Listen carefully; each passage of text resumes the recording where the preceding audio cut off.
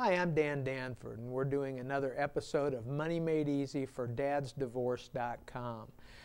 Getting back to basics this week. I get a lot of questions from people, just people stop me to ask, simple kinds of things. One of the questions that I've heard with some frequency lately is, why even bother to save at all? It's almost like people have sort of a fatalistic approach to things, like, I'll never really be able to get ahead anyway, so why should I even try to save? Now, I don't know that I can fix that for you, but I can at least talk about it a little bit, and hopefully I can give you some ideas that might at least make you think about the subject of saving. First of all, let's just separate the subject of saving from the subject of investing. Let's just say that saving just means that I'm going to set some money aside today so that I could use it later if I want to. And forget for a second about what we do with that money. It's just basically saying, I'm not going to take all my money today and spend it. I'm going to take some of my money today and I'm going to set some of the money aside. So from that approach, there are a couple of things we can talk about. First of all, it's a great idea to set some money aside in case you have an emergency.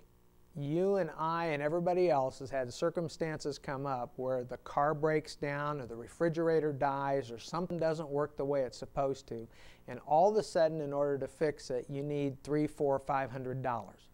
Okay? If you've been setting some money aside as you've gone along, then that doesn't represent a crisis. It just represents something that's got to be fixed and I can take care of it. It's probably more of an inconvenience than a crisis. On the other hand, I can remember back in college when the car broke down and you didn't have any money. Now you have a catastrophe. Okay, so without savings, emergencies are much, much worse. And what usually happens, of course, is you end up borrowing the money. So if we've set some money aside, we don't have to in case of an emergency. Then the other reason to set money aside, or another reason to set money aside, is you can probably get more of what you want later than you can get today. So let's just take a basic example again, like an automobile. Okay, maybe if you spend money today, you can buy, a decent car. But maybe if you set aside $50 or $100 a month and built some money up over a period of time, that when you get ready to buy a car, you can buy a nicer car. Okay? So setting some money aside today allows you to actually get something better later on. Another reason, this one resonates, especially with you fitness buffs out there, is sometimes I think an argument can be made that setting some money aside is just good discipline. It just makes sense. It's kind of like going to work out 3 or 4 times a week, or it's kind of like having healthy eating habits. The notion of just setting some money aside rather than spending it all is good discipline personally. And then the fourth thing that I talk about with people, and this resonates again with a lot of folks, is if I don't spend all my money on myself, it allows me to help others. Okay?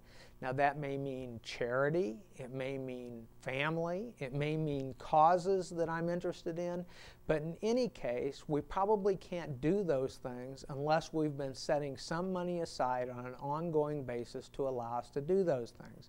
And for many people, doing those things is what gives meaning to life.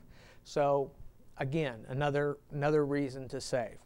Now, I also understand when I talk to people, they say, but I just can't save. I just don't have any money left over. And I understand that as well, because there have been periods of my life where that was the case.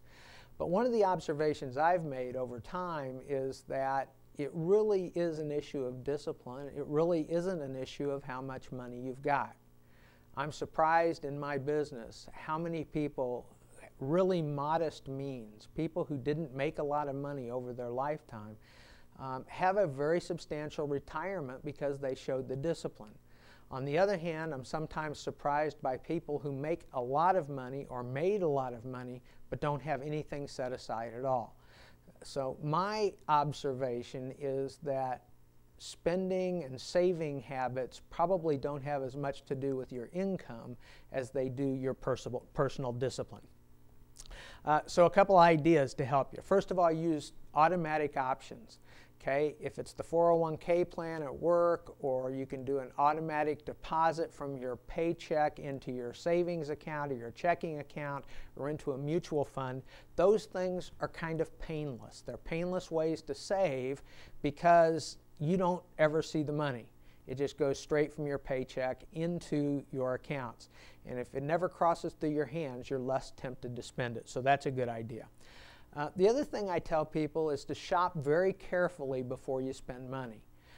Most people who have financial troubles, again, this is my observation, actually have spending problems. They actually spend money on things that doesn't represent very much value. And lots of times they spend money on money they don't even have. So they're borrowing money to buy things that don't have much value. Big mistake all the way around. So another fairly painless way to save is to look for good opportunities to buy things of good value. One other little tip that I'll suggest is to buy refurbished things. A great example was when my wife and I were getting ready to go on a trip last year, and I wanted a small compact camera. So we did all our shopping in stores and online. We finally located a Canon camera that we really liked. And as I recall, it was like $300.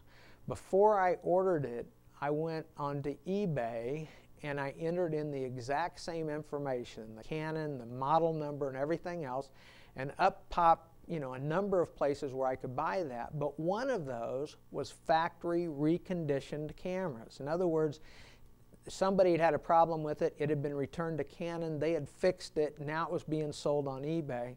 Had virtually the same warranty as a brand new one. We were able to buy it for half as much as what a new one would have cost. Here's the thing. We got it home. It's the best camera I've ever owned. Terrific value. I was able to buy it a lot cheaper. So when I work with students, one of the things I suggest to them is the famous Dan Danford eBay test. And that is, when you get ready to buy something, especially if it's an expensive item or a piece of electronics item, go to eBay first and just see what used or refurbished copies of that item are selling for. You may still decide to go ahead and buy a new one, and that's not a bad thing. But at least you will know what the value of a used one is. Okay? Because when you spend $300 for that new camera, okay, what happens is it becomes a used camera instantly, and it's only worth $150. The same thing happens with cars. So I guess it's just a test for me. It's a test that allows you to see what is this item actually worth. And I think you avoid a lot of bad spending mistakes by using the simple eBay test. Once again, I'm a big believer. Saving is a good thing in and of itself. There are some practical reasons why you should save, and that's what we're talking about today. I hope this conversation has been helpful for you. I look forward to seeing you next week on another episode of Money Made Easy. Thank you.